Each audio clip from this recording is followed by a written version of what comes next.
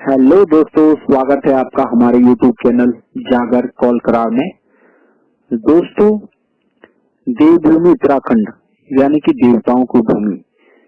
यहाँ पे कण कण में देवताओं का वास होता है। दोस्तों देवभूमि उत्तराखंड में, देवभूमि में प्रत्येक शक्ति के लिए, प्रत्येक दोष के लिए, प्रत्येक चीज के लिए एक विधि विधान बनाया गया है दोस्तों, एक नियम बनाया होता है दोस्तों। आज भी देवभूमि में देवता देव दरबार के द्वारा, जागरों के द्वारा, आसनों के द्वारा, पूछों के द्वारा अपना प्रत्यक्ष रूप दिखाते हैं दोस्तों, और लोगों की रक्षा करते हैं, उनको आगे का रास्ता दिखाते हैं कि कहीं हमारे द्वारा कोई गलती या कोई हमारा कर्तव्य या दायित्व जो है हमारा अधूरा तो नहीं रह गया। तो उसको पूरे विधि विधान के साथ पूरा करने के लिए हमें अग्रसर करते हैं, हमें तैयार करते हैं दोस्तों। तो देवभूमि में जो है देवता डंगरियों के माध्यम से, पुछारियों के माध्यम से आज भी प्रत्यक्ष रूप से अपना शक्ति प्रदर्शन जो है करते हैं दोस्तों। परिवार में कितने ही शक्तिशाली कुल देवता क्यों न हो, प्रत्येक जो घर के होते हैं, कुटुंब के होते हैं, कुल देवता होते हैं, चाहे परिवार में कितने ही शक्तिशाली कुल देवता क्यों न हो, परंतु अगर परिवार में कोई पितृदोष है, यानी कि परिवार का कोई अतृप्त पुत्र है जिसकी आत्मा जो है लंबे समय से न्याय के लिए लंबे समय तक भटक रही है, परिवार में आई हुई है वो पितृ आत्मा, तो ऐसे में कुल देवता चाहे जितने मर्जी शक्तिशाली हो वो भी अघोर में चले जाते हैं, यानी कि शक्तिहीन हो जाते हैं दोस्तों। क्योंकि परिवार में पहला अधिकार जो होता है पितृ का होता है, पितरों का अधिकार परिवार में, क्योंकि वो पितृ, उन पितरों को भी तो कुल देवता है ना, जो पितृ भटक रहे हैं, जिनकी आत्माएं भटक रही है। तो परिवार में जो पहला अधिकार होता है पितृ का होता है दोस्तों, और कुल देवताओं पर उनका भी पूरा अधिकार होता है। इसलिए उन जो पितृ आत्माओं को, जो आत्माएं भटक रही हैं आपके परिवार में आई हुई हैं भटकते हुए, जो पितृदोष है, तो उनको न्याय दिलाना भी उन कुल देवताओं का प्रथम अधिकार होता है दोस्तों। उनकी प्राथमिकता ये होती है कि उनको भी न्याय दिलाया जाए, सबसे पहला अधिकार उनका होता है ना कुल देवताओं के ऊपर। जिसके कारण पितृदोष से जो उत्पन्न समस्याएं होती हैं,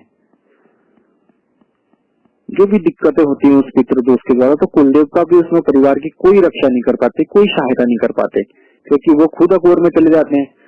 बल्कि वो समय समय पर जो है उक्त पितृदोष को सुलझाने के लिए परिवार को सचेत करते हैं कुल देवता।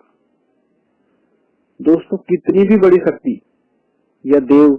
डंगरी क्यों न हो, कितना भी बड़े धाम का डंगरी क्यों न हो, वो यह नहीं कहेगा कि आपके परिवार की इस पितृदोष को मैं यहीं से सही कर दूंगा, यहीं से आपकी रागमाला सुधार दूंगा, कभी नहीं कहेगा दोस्तों। क्योंकि प्रत्येक शक्ति के लिए, प्रत्येक दोष के लिए एक विधि विधान बनाया गया है। हाँ, वो अपनी शक्ति के द्वारा या अपनी भक्ति के द्वारा, अपने तत्व बल के द्वारा, अपने तत्व के द्वारा, अपने शरीर में आए हुए देवता के द्वारा उन जो पितरों से कुछ समय मांग सकते हैं, उनको मना सकते हैं, अपनी शक्ति के द्वारा उनसे समय मांग सकते हैं, उनको मना सकते हैं। लेकिन ये नहीं कहेंगे कि मैं आपका रागमाला यहीं से सही कर दूंगा, बल्कि उनको भी आपकी जो घर की रागमालाएं हैं, जो भी वो पितृदोष है, उनको निवारण करने के लिए आपके पितृ घर में जिस भूमि में वह दोष उत्पन्न हुआ है, या जिस कारण से वह दोष उत्पन्न हुआ है, जिस भूमि में, जिस जगह पे जिस कारण से वह दोष उत्पन्न हुआ है, तो पूरे परिवार के सामने, कुल देवताओं के सामने, पंच कचहरी में उनसे माफी मांगते हुए और पूरे विधि विधान के साथ ही उन पितृदोष का निवारण होगा दोस्तों। उनसे माफी मांगते हुए, जिस कारण से वह दोष उत्पन्न हुआ, जिस भूमि में वह दोष उत्पन्न हुआ, वहां पे आकर, और जिस कारण से वह दोष उत्पन्न हुआ उस कारण का पता लगाकर उनसे, उन पितरों से, उस पितर से माफी मांगते हुए कुल देवताओं के सामने पूरे परिवार के द्वारा, पूरे विधि विधान के साथ ही उसका निवारण होगा। ये नहीं कि या ऐसे नहीं होगा कि चोरी छिपे हरिद्वार चले गए, रानीबाग चले गए, या किसी भी बड़े धाम में चले गए तो उससे बहुत पितृदोष का निवारण हो जाएगा। उससे नहीं होगा, उस निवारण वही होगा जहाँ पे पितृभूमि है, जहाँ पर वह दोष उत्पन्न हुआ, जिस कारण से वह दोष उत्पन्न हुआ, उसका पता लगाकर तभी होगा वह दोष। कोई भी कितना भी बड़ा देव डांगरी क्यों ना हो, वो यही कहेगा, वह विधि विधान तो करने ही पड़ेंगे दोस्तों। विधि विधान जो भी उसका विधि विधान है, जो भी उसका नियम बनाया गया वह विधि विधान तो होगा ही होगा। लेकिन यह है कि जो देव डांगरी है वो आपको रास्ता बताएंगे, उन शक्तियों से पूछेंगे, उनको रास्ता बताएंगे, उनको मनाएंगे, तो उन देव डांगरियों के द्वारा ही होगा, लेकिन उसी विधि विधान के साथ होगा दोस्तों। किसी भी पूजा से पहले जो है ग्राम देवताओं का पूजना अनिवार्य है, उसके बाद जो है कुल देवताओं का अनिवार्य, और उससे भी पहले जो है पितृभूमि पितृ देवताओं का पूजना बहुत अनिवार्य है दोस्तों। जितने भी घरों में जो भी परेशानियां होती हैं, जो भी दिक्कत होती है, जो भी दोष होते हैं, तो इन सब दोषों में सबसे पहले जो होता है पितृदोष का निवारण करना बहुत ही अनिवार्य है दोस्तों। क्योंकि पितृदोष के कारण कोई भी पूजा आप करते हैं, घर में कोई भी पूजा अनुष्ठान करते हैं, तो आपके इष्ट तक, आपके कुलदेव तक वह पूजा पहुंच ही नहीं पाती है।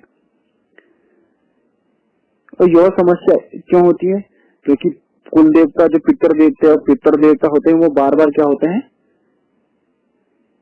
वह उस पूजा को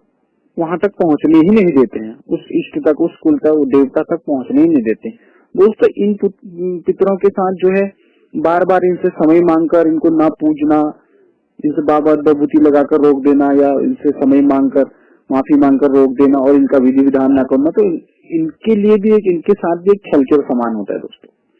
इनसे समय ले लिया, बार बार विभूति बदलते रहे, लेकिन एक समय ऐसा आता है तो इनको ऐसा लगता है कि हमारे साथ ये छल हो रहा है बार बार। फिर क्या करते हैं, जिस देवता के द्वारा, जिस शक्ति के द्वारा इनको मनाया गया है, जिसे विभूति लगाई गई, उनके सम्मुख जाने लग जाते हैं कि हमने न्याय दिलाई। फिर उनकी जिम्मेदारी बन जाती है इनको न्याय दिलाना के लिए, वो भी जिम्मेदार हो जाते हैं इस चीज के लिए। दोस्तों लंबे समय से जो पितृदोष होते हैं उसके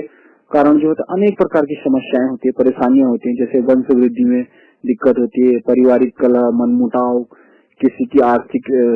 पूरे परिवार की आर्थिक तंगी होती है, कोई असाध्य बीमारी किसी परिवार के मेंबर को लग जाती है, या कोई मानसिक पीड़ित हो जाता है परिवार का सदस्य, तो अनेक प्रकार की समस्याएं हो जाती है, छोटी बड़ी समस्याएं होती रहती हैं दोस्तों। अचानक कोई दुर्घटना होगी तो पितृदोष जो भी है इसका निवारण करना बहुत ही आवश्यक है। जितना संभव हो सके किसी सिद्ध डंगरी के द्वारा पूरे विधि विधान के साथ पितृदोष का निवारण कर लेना चाहिए दोस्तों। क्योंकि अगर इनसे बार बार समय मांगना, लंबा समय तक छोड़े रहना, तो क्या होता है कि इसके परिणाम बड़े घातक होते हैं दोस्तों। देवभूमि उत्तराखंड में पितृदोषों का निवारण तो बहुत ही अनिवार्य है, क्योंकि अगर देव पूजा है तो पितृ पूजा भी है यहाँ पर। तो देव पूजा है, पितृ पूजा है, मसान पूजा है, छल पूजा है, तो ये विधि विधान बनाए गए हैं दोस्तों। उम्मीद है आपको हमारा ये वीडियो पसंद आया होगा। इसी तरह के वीडियो के लिए, छोटी छोटी जानकारियों के लिए आप हमारे चैनल को लाइक करिए, सब्सक्राइब करिए दोस्तों। हमारा एक ही मकसद है कि जो जागरों में, पूछों में, देव आसनों में छोटी छोटी बारीकियां होती हैं, छोटी छोटी चीजें होती हैं, उन चीजों के बारे में हम आपको खुल के बताते हैं दोस्तों। जितना हर संभव प्रयास छोटी छोटी जानकारी जुटा के हम आप तक पहुंचाते हैं, ताकि जब भी आपके घर में इस तरह की पूजा पाठ हो या कोई भी देव कार्य हो, इस तरह का कोई भी कार्य हो जागर संबंधित, तो आपको भी अगर छोटी सी थोड़ी बहुत भी जानकारी होगी तो आप भी तर्क संगत ढंग से सवाल जवाब कर सकते हैं दोस्तों। छोटी छोटी जानकारियों के लिए ही यह चैनल बनाया गया है, और इस चैनल को लाइक करिए, सब्सक्राइब करिए, और नए वीडियो को सुनने के लिए, देखने के लिए बेल आइकन पर प्रेस करिए दोस्तों। धन्यवाद।